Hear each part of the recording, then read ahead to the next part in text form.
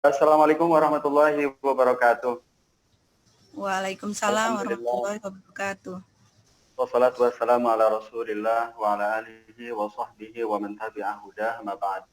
Yang sama-sama kita muliakan guru kita Profesor Dr. Muhammad Amin, sahabat dan guru saya Mas Aziz, dan yang saya muliakan host kita kali ini Bu Dewi, Bapak Ibu sekalian, salam takzim dari saya buat semuanya, para panitia, peserta kelas literasi zakat kali ini.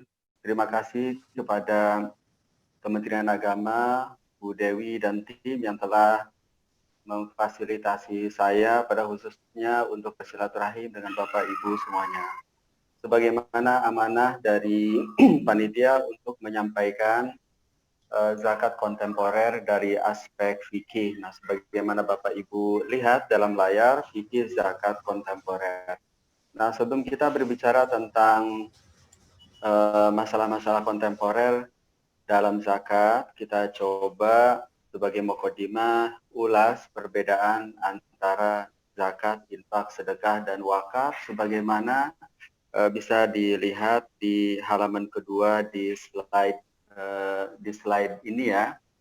Nah, di halaman kedua, Bapak Ibu sekalian, apa bedanya zakat, infak, dan sedekah? Nah, sebelum perbedaan, kita sama-sama memaklumi bahwa baik zakat, sedekah, infak, dan wakaf adalah transaksi sosial. Jadi kalau ada si A berzakat, berinfak, bersedekah, berwakaf, maka yang ia lakukan adalah transaksi sosial, bukan bisnis. Oleh karena itu, tidak ada kompensasi materi, rupiah, dolar yang ia dapatkan atas sedekah yang diberikannya. Kompensasinya adalah pahala dari Allah Subhanahu wa Ta'ala karena judulnya adalah transaksi sosial. Apa bedanya? Bedanya adalah diantaranya dua hal. Sebagaimana yang Bapak Ibu saksikan dalam layar, khusus untuk zakat mal itu wajib, sedangkan sedekah, infak, dan wakaf hukumnya sunnah. Karena zakat mal itu wajib, maka kalau wajib berarti untuk orang tertentu yang memenuhi kriterianya. Nah, oleh karena itu hanya mereka yang memenuhi kriteria wajib zakatlah yang dikatakan sebagai personal atau entitas wajib zakat. Nah, apalagi perbedaannya kalau wakaf yang didonasikan itu benefitnya, sedangkan zakat, sedekah, infak itu pokok dan benefitnya. Jadi kalau ada si A berwakaf 10 juta kepada melalui nazir, kemudian nazir mengelola dana ini dijadikan aset produktif dengan menempatkannya di deposito bank syariah. Setelah 3 bulan ada bagi hasil 500.000, maka 10 plus 500. Maka yang boleh didonasikan adalah 500-nya. Nah, sedangkan kalau yang diberikan oleh si A tadi bukan wakaf, tetapi zakat, sedekah, dan infak melalui lembaga amil zakat, kemudian lembaga amil zakat atau badan amil zakat melakukan hal yang sama, menempatkan di deposito bank syariah setelah 3 bulan ada 500.000 sebagai bagi hasil. Maka yang menjadi hak fakir miskin, duafa, dan mustahik lain adalah 10 plus 500.000. Nah, itu di antara perbedaan untuk mengetahui zakat, infak, dan sedekah. Nah, seberapa pentingnya sih zakat, termasuk yang kita bicarakan hari ini, Bapak Ibu sekalian, sesungguhnya zakat mal yang kita tahu barusan bahwa itu adalah wajib, sesungguhnya ternyata bukan hanya wajib, tetapi rukun, sekelas rukun Islam yang lain, seperti puasa, seperti menunaikan ibadah haji bagi mereka yang mampu. Nah, oleh karena itu bisa kita simpulkan ini dia wajib juga rukun. Jadi rukun. Nah, berarti memang lebih tinggi levelnya dari ibadah dan aktivitas lain yang hanya hukumnya wajib. Nah, karena rukun, sebagaimana namanya, rukun itu kan tiang. Kalau kita menempati rumah kita hari ini, dia kokoh, bisa didiami. Kita nggak ada was-was. Karena apa? Karena rumah kita ada tiangnya.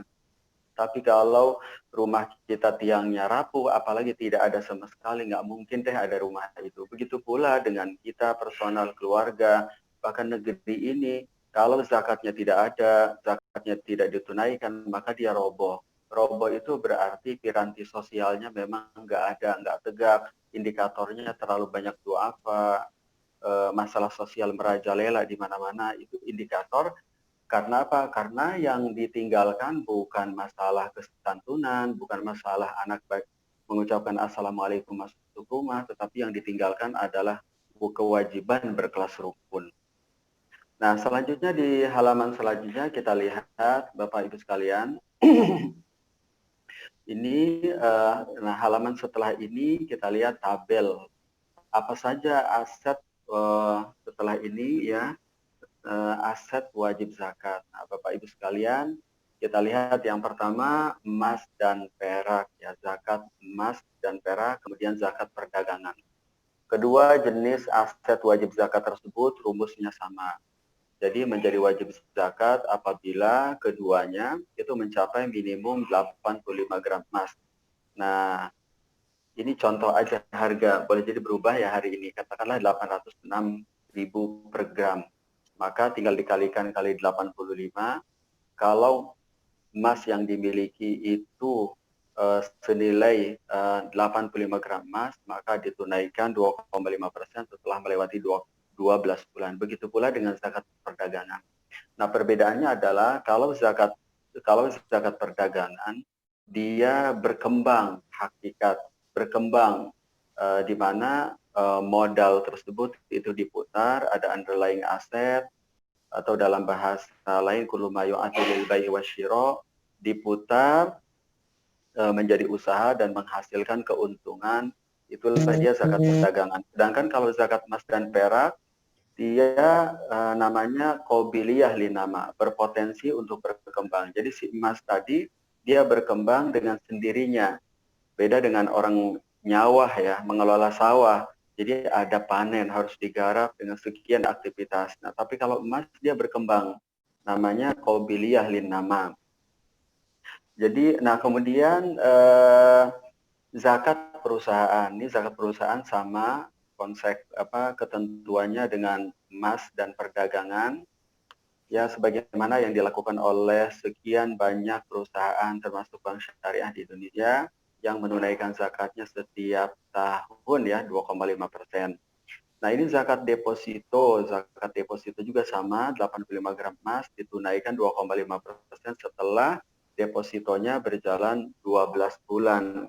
Nah, untuk zakat tambang, ini ada dinamika dalam fikih, ada yang menyampaikan ada nisab minimum dan ada yang menyampaikan setiap kali mendapatkan berapapun nilai dan nominalnya maka harus ditunaikan. Nah, zakat profesi nanti kita akan bahas seberapa besar zakat profesi. Kalau mengikuti ketentuan sebelumnya berarti akan wajib zakat apabila mencapai 653 kg gabah atau 524 kg beras ditunaikan saat menerima pendapatan atau gaji atau salari sebesar 2,5%. Atau kalau kita mengikuti ketentuan terakhir berarti disamakan dengan emas atau perdagangan ditunaikan setelah melewati 12 bulan. Seperti apa nanti kita akan bedah dapur fikihnya mungkin dalam sesi tanya jawab. Nah, selanjutnya kita masuk ke zakat profesi. Nah, zakat profesi ini adakah? Terus gimana? Nah, kalau kita telah literatur, mungkin ada yang mengatakan bahwa zakat profesi itu tidak ada. Nah, tapi sesungguhnya kalau kita telah perbedaan pandangan tentang zakat profesi, sesungguhnya bukan perbedaan antara ada dan tidak. Perbedaannya antara sebagian yang mengatakan zakat profesi itu ditunaikan bulanan saat menerima salari atau gaji, antara sebagian yang lain yang berpendapat bahwa zakat profesi itu ditunaikan tahunan. Jadi perbedaannya bukan ada dan tidak ada, perbedaannya antara apakah ditunaikan tahunan atau bulanan. Nah, sebelum kita membahas tentang tahunan atau bulanan, Nah, kita ingin sampaikan bahwa pendapatan seorang profesional itu wajib zakat karena memenuhi tuntunan umum zakat seperti khudz min amwalihim shadaqatan tutahhiruhum wa tuzakkihim biha wa sholli 'alaihim inna sholataka sakanun lahum. Nah, dari sisi maqasid, hikmah, manat dan illat itu juga wajib zakat karena an-nama atau qabiliyah lin nama. Bahkan dari sisi ittirad nggak mungkin seorang petani yang berpeluh keringat mengelola sawahnya per 3 atau 6 bulan, kemudian hasil panennya mencapai 653 kg gabah, harus ditunaikan 5-10%, sementara seorang profesional, pemain sepak bola, selebgram, yang pendapatannya berpuluh-puluh kali lipat dan tidak wajib zakat. Nah ini dari aspek makosid, itu al-maqasid syariat tak bahu, nggak mungkin, sehingga bisa disimpulkan bahwa wajib zakat. Nah, kalau ditanya apakah harus ada Rasulullah melakukannya, kan tidak hanya tidak syariat Islam ini kan rujukannya tidak mesti akwal, mungkin afal, mungkin takrir, mungkin hadis atau ayat yang bersifat umum yang diterjemahkan oleh para ulama. Nah, zakat profesi ini kalau kita runut dalam kitab-kitab Turah seperti Mal Mustafad, sebagaimana ditegaskan oleh sebagian para sahabat, man istafada malan falahu rizquhu.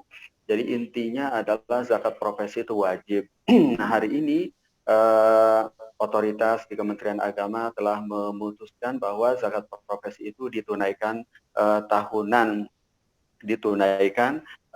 apabila mencapai total pendapatannya. Berarti kalau pendapatannya bulanan tinggal kali 12, apabila mencapai 85 gram emas maka ditunaikan 2,5%. Nah, menurut beberapa ulama, misalnya Syekh Ali Qurradagi, salah seorang ulama di Qatar, itu menyampaikan bahwa dalam zakat yang kewajibannya tahunan itu boleh ditunaikan terlebih dahulu, boleh disegerakan, sebagaimana zakat perdagangan.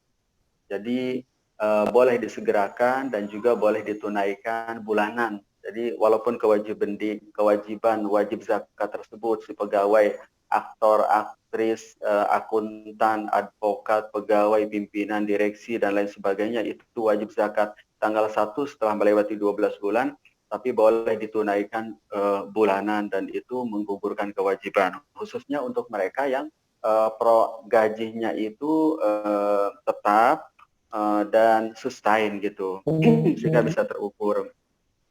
Nah itu Bapak sekalian tentang zakat profesi. Ini ada simulasi tentang zakat profesi di bawahnya ya Pak Ahmad, seorang karyawan, take home pay-nya 6.530.000, maka kalau kita mengikuti nisab minim versi ketentuan lama berarti wajib zakat, atau kalau menurut ketentuan baru tinggal dikalikan, tinggal menunggu 12 bulan apakah sudah mencapai senilai 85 gram emas atau tidak. Kalau mencapai maka ditunaikan 2,5%.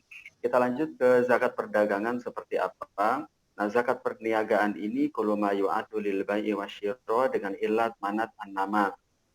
Itu diwajibkan zakat dengan nisab 85 gram emas, dikeluarkan 2,5% setelah melewati 12 bulan. Bagaimana penghitungannya? Kita lihat di halaman selanjutnya, bahwa perhitungannya adalah berarti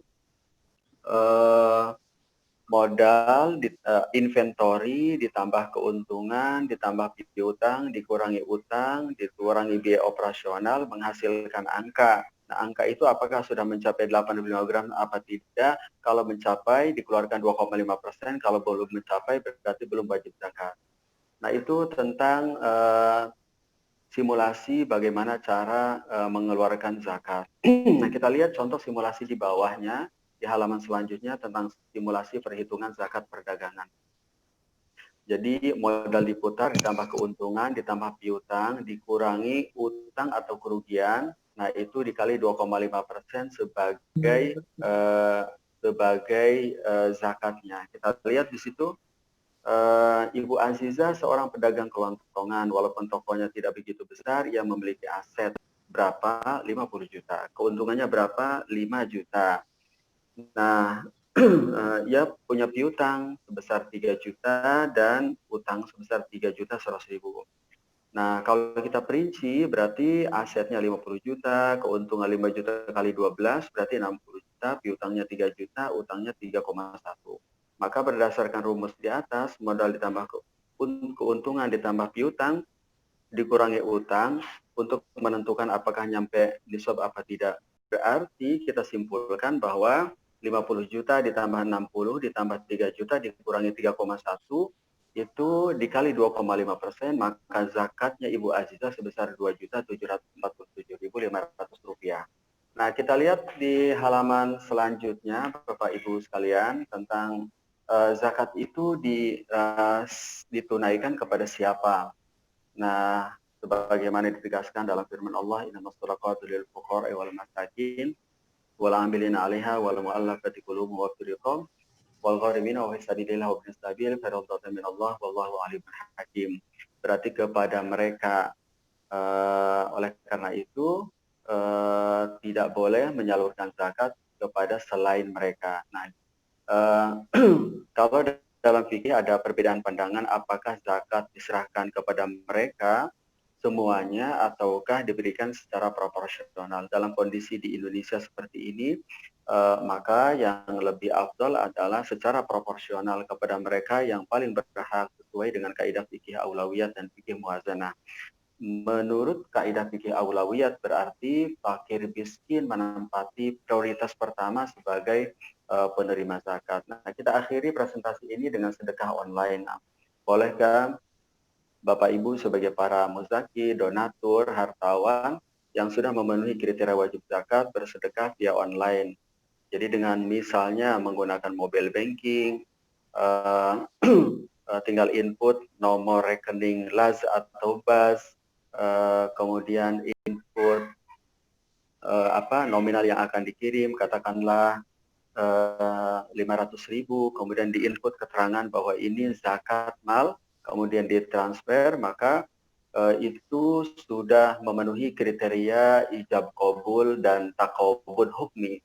Nah, karena dalam bersedekah ini kalau menggunakan media online seperti mobile banking bank syariah atau fintech payment, e-money syariah, nah maka sarana itu sudah memenuhi ijab kabul. Karena ijab kabul itu pada intinya para pihak baik muzaki ataupun mustahi kalau disalurkan secara langsung atau kalau disalurkan melalui las, maka dengan las saling masing-masing memahami bahwa yang dikirim itu zakat, bukan fidyah, bukan kurban, bukan definitif gitu.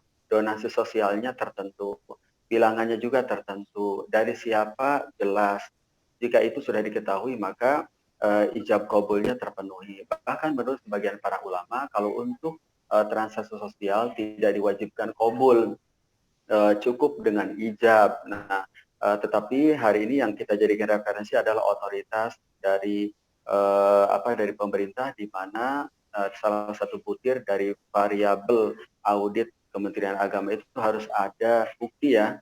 Nah, maka kita sampaikan bahwa harus ada ijab dan qabul sebagai bukti bahwa si fulan muzaki itu telah menunaikan zakatnya untuk zakat mal misalnya dengan angka sekian.